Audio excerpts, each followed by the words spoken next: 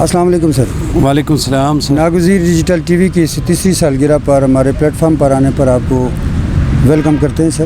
ناگزیر digital T V کی اس تیسری سالگرہ پر آپ کو یہ کہنا چاہیں کہ پیغام دینا چاہیں؟ سر سب سے پہلے تو میں اپنا نام بتاؤں، مقصود منتظر، کشمیر جرنلسٹ فورم KJF کے جنرل سیکرٹری ہوں اور 365 میں ایز اے کنٹینٹ رائٹر کام کر رہا ہوں۔ تو جیسا کہ آپ کا نام ہی ماشاءاللہ ناگزیر ہے، مجھے یاد ہے دلاور صاحب نے ناگزیر حالات میں اس کا اجرا کیا تھا بہت سال پہلے، تب میں بھی شاید اس ٹیم کا ایک وقت میں ایک حصہ تھا۔ تو ماشاءاللہ بہت آج جس مقام پہ یہ پہنچے ہیں اس پہ تو ظاہر بات ہے دل کی گہرائیوں سے مبارکباد پیش کرتا ہوں۔